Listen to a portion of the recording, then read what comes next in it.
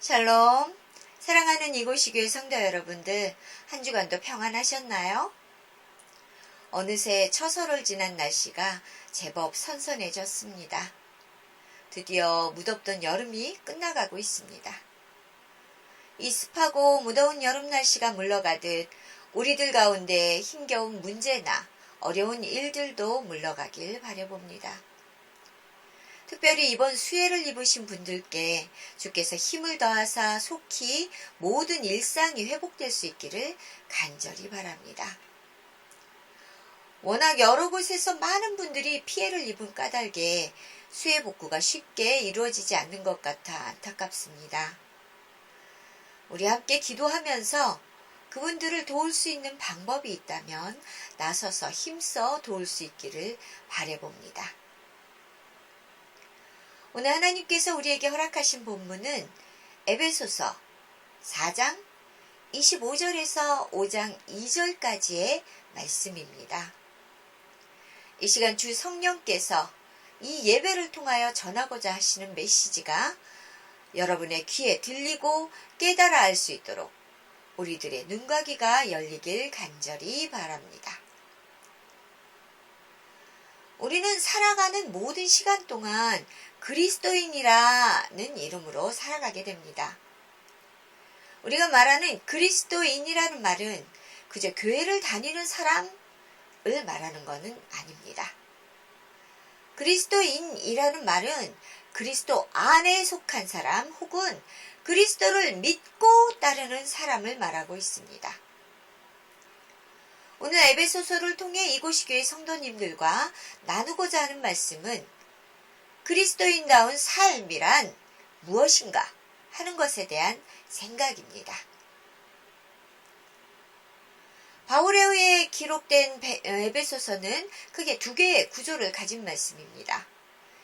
1에서 3장까지의 말씀은 구원을 가져오는 복음, 곧 교리적인 부분으로 우리가 어떻게 그리스도인이 되었는지에 대한 설명을 하고 있습니다.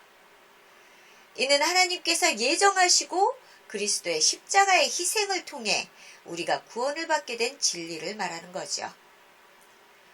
바울은 이 말씀을 통해 교회를 주님의 몸으로 계속의 은혜를 함께 받은 지체이며 가족이라고 말을 합니다. 4장에서 6장은 윤리를 바르게 하는 복음으로 그리스도의 공동체를 향한 유기적 협동을 강조하고 있습니다. 이는 그리스도인들이 살아가야 할 실천에 대한 말씀입니다. 그리스도인이며 교회 공동체의 지체인 우리가 삶에서 행동해야 하는 것이 무엇인가를 가르쳐주는 말씀입니다. 그리고 구원받은 사람답게 살아가는 사람들이 진정한 그리스도인이라는 것을 깨달아 알게 해주기도 합니다. 오늘 본문이 속해 있는 부분이 이 두 번째 구조입니다. 특별히 오늘 본문 25절은 멜레라는 단어를 사용하는데요. 이 헬라어 단어는 지체라는 뜻으로 교회를 몸으로 비유하는 단어로 에베소에서 처음 언급됩니다.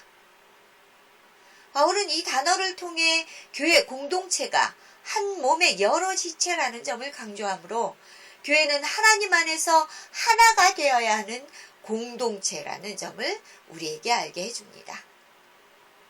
이는 곧 그리스도 안에서 한 몸을 이룬 공동체가 곧 그리스도인이라는 말이기도 합니다. 말씀을 접할 때 가끔 어떤 말씀은 그 무게가 크게 느껴지며 다가오는 말씀이 있습니다. 저에게는 레위기 11장 45절의 말씀도 그 중에 하나입니다. 내가 거룩하니 너희도 거룩할지어다라는 하나님의 명령은 우리가 그의 거룩함에 도달할 자격도 능력도 없음을 더욱 절실하게 깨닫게 하지만 그럼에도 주신 명령을 따라 그분을 닮기 위해 거룩한 삶을 이루어 가야만 하는 소명의식을 가지게 합니다. 오늘 본문 5장 1절의 말씀 역시 크고 무거운 말씀으로 다가옵니다. 그러므로 사랑을 받는 자녀같이 너희는 하나님을 본받는 자가 되고 하나님을 본받는 자가 되라. 이 명령은 예수 그리스도를 영접함으로 하나님의 자녀가 된 그리스도인들에게는 당연한 것입니다. 하나님의 자녀인 그리스도인들이 자신의 아버지에게서 배우고 본받으라는 말이니까요. 그러나 이 말씀은 내가 거룩하니 너희도 거룩하라는 말씀처럼 우리가 그렇게 할 자격도 능력도 없는 자들임을 다시 깨닫게 하는 말씀입니다. 과연 우리가 하나님처럼 거룩해지거나 하나님을 본받는 사람이 될 수 있기는 할까요?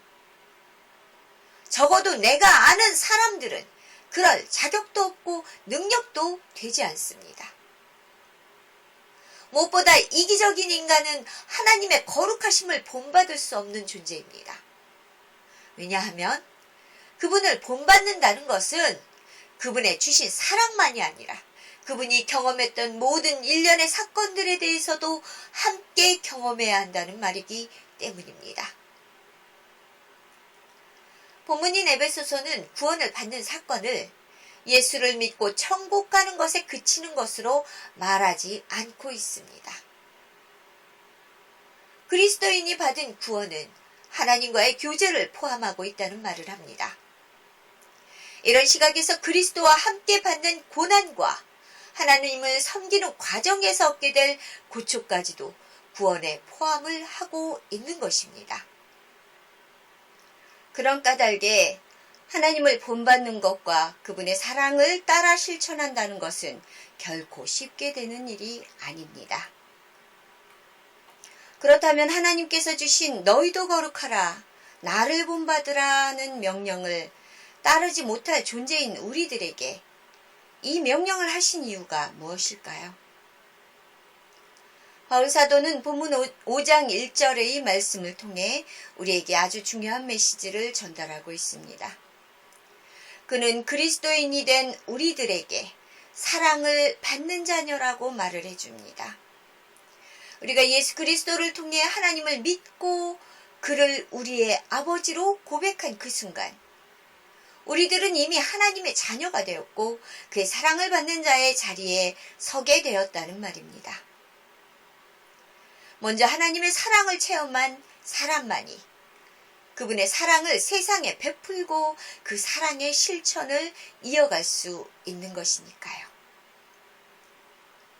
그러므로 사랑을 받는 자녀가 사랑을 베푸는 아버지를 본받아 사랑을 베푸는 자가 되어야 한다라고 바울 사도는 말해주고 있는 것입니다.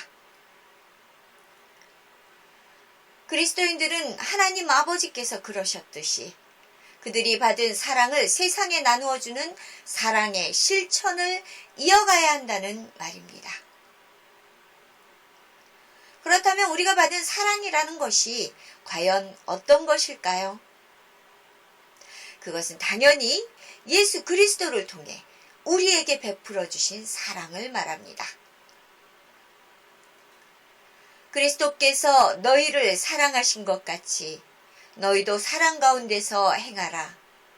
그는 우리를 위하여 자신을 버리사 향기로운 제물과 희생 제물로 하나님께 드리셨느니라.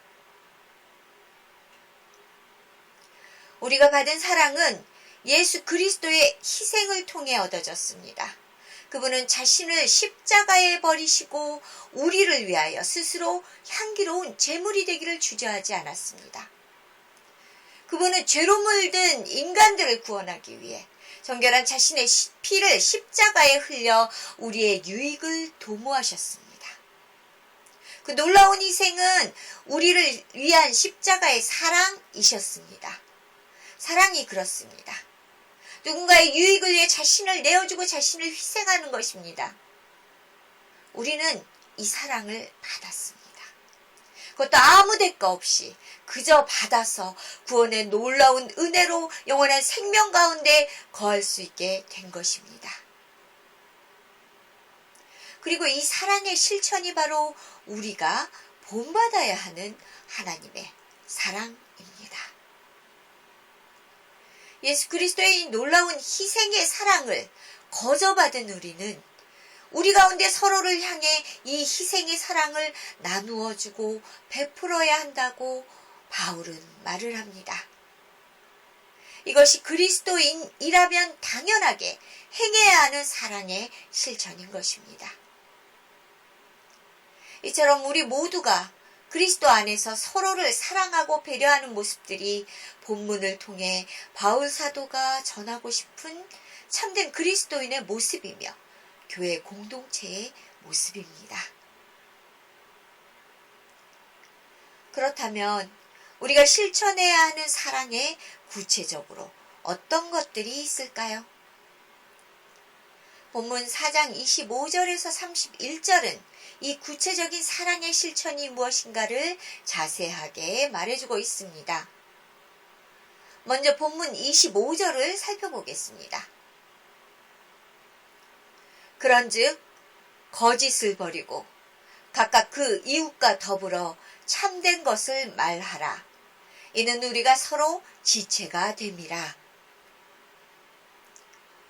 우리가 실천해야 하는 가장 첫 번째 사랑의 모습은 형제를 향해 진실되게 행동하는 것입니다. 서로를 속이거나 해를 끼칠 목적을 가지는 것은 정말 위험한 일입니다. 또한 타인을 향한 부정적인 언어와 행동 비방의 경우도 교회를 분열시킬 수 있는 위험한 결과를 초래합니다. 그리스도인이 가장 조심해야 할 것들이 바로 이것들입니다. 교회 공동체 안에서 자주 접하는 모습들이 형제를 향한, 자매를 향한 가식과 위선의 모습들입니다. 실제적으로 교회 안에서 마주 대할 때는 서로에게 온갖 애정과 사랑이 담긴 말과 표정으로 가득하다가 돌아서면 온갖 비방과 흉보기가 난무하는 경우를 자주 봅니다. 그 결과 누군가는 상처를 입고 넘어지고 결국 교회를 떠나게 되는 것을 볼 수 있습니다. 차라리 성도 가운데 부족하거나 거리낌이 있다면 솔직하게 나누고 서로를 주의하도록 협의하는 것이 배려가 아니었을까요? 또한 교역자들이나 임직자들의 경우는 거짓과 탐욕의 문제가 발생하면 더욱 심각한 결과를 초래하기도 합니다. 교회에서조차 자신들의 영역을 주장하고 교회 기금을 유용하고 횡령하는 경우가 상당히 많이 있습니다. 교회가 거짓과 탐욕과 험담으로 가득한 결과는 정말 끔찍합니다. 이처럼 교회 공동체 안에서 거짓이 난무하고 험담이 메아리쳐 퍼진다면 그것은 이미 하나님이 세우신 거룩한 교회 공동체라고 볼 수는 없을 것입니다. 하나님을 본받다, 그의 모습을 본받아야 하는 그리스도인들이라면 결코 이런 모습으로 교회 공동체를 위험에 빠뜨리지는 않을 것입니다. 다음으로 그리스도인이 해야 하는 사랑의 실천은 서로를 향한 배려와 존중입니다. 도둑질하는 자는 다시 도둑질하지 말고 돌이켜 가난한 자에게 구제할 수 있도록 자기 손으로 수고하여 선한 일을 하라.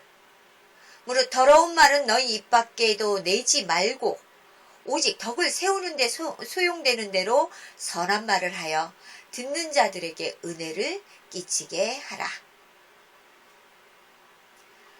그리스도인들은 자기 자신을 위한 일이 아닌 다른 사람을 위한 배려와 구제가 적극적으로 이루어져야 합니다.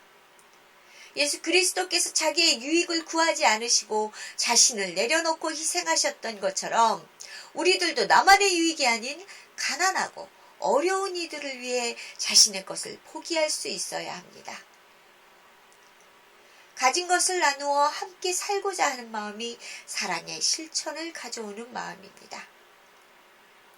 나만 배부른 것이 아니라 모두가 함께 배부른 세상을 만들기 위해서는 자기의 것을 포기할 줄 알아야 하기 때문입니다. 더불어 함께 배부르고 더불어 함께 행복한 그곳이 바로 하나님께서 원하시는 교회 공동체의 참 모습일 것입니다. 또한 교회 공동체 안에 있는 구성원들 간의 다름을 이해하고 용납할 수 있어야 합니다. 교회 공동체는 하나님을 믿는 이들의 모임으로 서로 다른 환경과 배경을 가진 이들의 집합체입니다. 가난하고 학력이 부족하다고 비방하거나 조롱해서도 안 되며 좋은 환경이 좋은 직업을 가졌다고 시기하거나 뒤에서 험담을 해서도 안 됩니다. 우리가 다른 것은 어쩌면 교회 공동체 안에서 서로 나누고 배려할 수 있는 가장 최적의 환경이 될 수도 있는 것입니다. 서로 다른 부분은 이해하고 나와 다른 성품은 용납하고 그렇게 배려와 용납이 있는 사랑의 실천을 통해 교회 공동체는 하나님의 아름다운 자녀들이 가득한 사랑의 공동체가 될 수 있는 것입니다. 그런데 문제가 있습니다. 주께서 명령하셨듯이 서로 사랑해야 하는 것을 우리는 모르지 않습니다. 그러나 여전히 우리는 이 말씀을 지키고 행하는 것이 너무 어렵습니다. 우리의 죄악된 본성이 우리가 사랑의 실천을 이루는 것을 방해하며 가로막고 있습니다. 그래서 성령께서 우리와 함께 하시고 있는 겁니다. 하나님의 성령을 근심하게 하지 말라. 그 안에서 너희가 구원의 날까지 인치심을 받았느니라. 성령은 우리들이 완전한 구속의 은혜 안에 머물 그날까지 우리를 예수 그리스도 안으로 인도하십니다. 그리스도를 본받고 그분의 사랑을 따르도록, 그래서 우리가 사랑의 실천을 이루어가도록 우리를 도우시는 분이십니다. 초대교회는 이처럼 성령의 충만함을 통해 자신의 소유를 팔아 형제와 이웃을 위해 나누고 돌보는 주의 사랑을 실천했습니다. 성령이 임하시면 이처럼 너그러운 마음을 얻게 됩니다. 우리의 눈에 보이지 않던 어려운 이웃들이 보이고 사랑이 필요한 사람들이 얼마나 이 땅에 많은지를 알게 합니다. 그리고 그 사랑의 힘이 주를 믿는 그리스도인으로 하여금 봉사와 선교와 헌신과 구제를 이루어 갈 수 있게 이끌어 주십니다. 그것이 초대교회가 그 엄청난 핍박과 환난을 깨치고 부흥하고 성장할 수 있었던 이유였습니다. 그들은 사랑의 실천을 통해 세상을 변화시키는 놀라운 교회 공동체, 사랑의 공동체였습니다. 우리가 이 거룩한 사명을 거부하면 성령은 그 근심의 깊이가 깊어지십니다. 왜냐하면 사랑의 실천은 곧 우리의 완전한 구원의 완성으로 가는 거룩함의 길이기 때문입니다. 그것을 거부한다는 것은 구원의 완성을 이루지 못할 수 있게 된다는 것입니다. 성령은 누구보다 우리들이 완전한 구속 가운데 있기를 간절히 바라고 원하고 계십니다. 성령을 근심하게 하지 말아야 하는 까닭은 우리가 완전한 구속함을 얻는 길이 곧 사랑의 실천이기 때문입니다. 성령의 인도하심을 따라 순종하며 세상을 사랑하고 이웃을 섬기는 일이 곧 예수 그리스도를 본받아 살아가는 것이며 그것이 주를 따르는 사랑의 실천입니다. 지난해였나요? 지지난해였나요?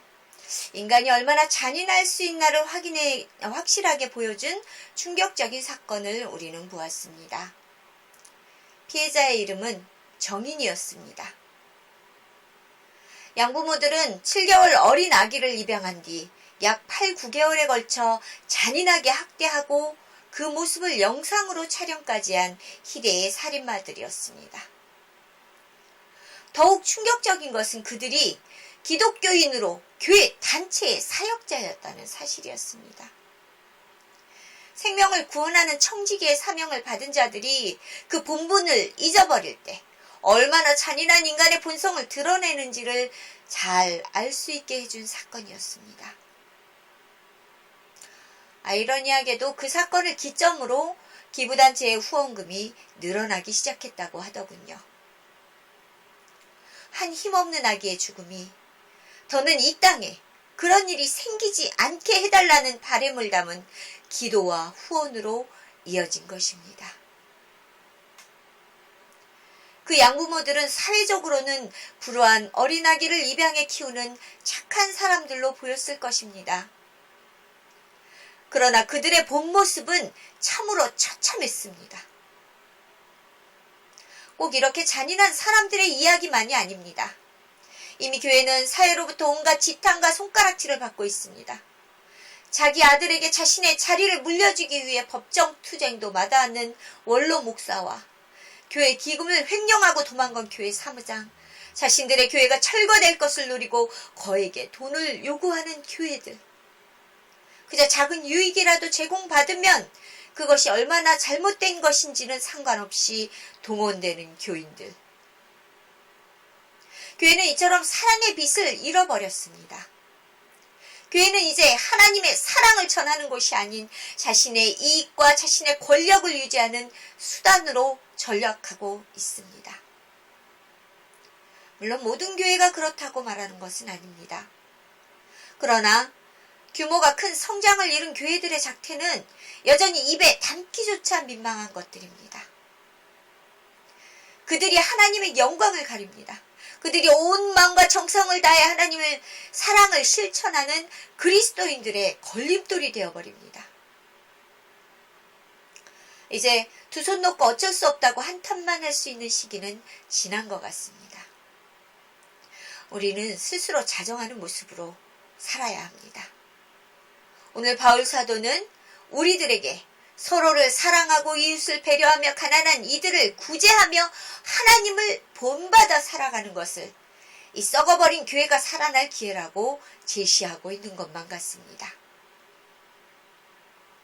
성도 여러분, 함께 썩어져 하나님의 구원의 은혜에서 멀어지겠습니까? 아니면 이제라도 돌이켜 회개하고 그리스도를 본받은 사랑의 실천을 통해 온전한 구원의 여정을 이어가시겠습니까? 성도 여러분들의 선택이 하나님을 영화롭게도 하고 불편하게도 만들 것입니다. 저는 이곳시교회 성도들은 모두 하나님의 사랑을 본받아 실천함으로 구원의 여정을 주님과 함께 이루실 것이라 강하게 믿습니다. 우리 이제 그만 이기적인 나를 내려놓고 그리스도의 사랑으로 완전한 그리스도인이 되어보시지 않겠습니까?